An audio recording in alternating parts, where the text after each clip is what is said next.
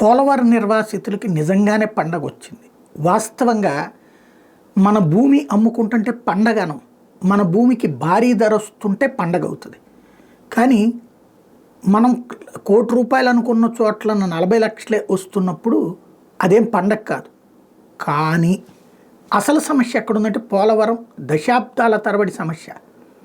అక్కడ కడతారు అన్నటువంటి కాన్సెప్ట్ వచ్చినప్పటి నుంచి ఆ ప్రాంతంలో కొనుగోళ్ళు అమ్మకాలు నిలిచిపోయినాయి. పెళ్ళిళ్ళకి సంబంధించి కట్నాలకి ఇదివరకు ఇచ్చినటువంటి విధంగా కుదరట్లేదు, అట్లాగే తీసుకోవడము కుదరట్లేదు, లేదా ఇక మాట నమ్మకం మీద తీసుకోవడమే. ఎందుకని అది వెళ్ళిపోతుంది అన్నటువంటి అప్పటి నుంచి చాలా ఇబ్బంది పడుతూ వచ్చారు. పరిహారాలు ఏమో చెల్లించరు. అలాగని అక్కడ ఉండాలో తెలియదు, ఊరు వదిలి పోవాలో తెలియదు.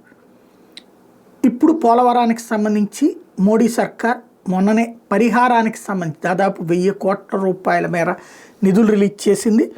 టోటల్గా తాజాగా పునరావాస పరిహారం 586 కోట్లు, భూసేకరణ పరిహారం 235 కోట్లు, నిర్మాణ పనులకు 174 కోట్లు రిలీజ్ చేసిన నేపథ్యంలో ఆయా డబ్బులు బ్యాంకుల దగ్గరికి వెళ్ళి తీసుకుంటున్నారు.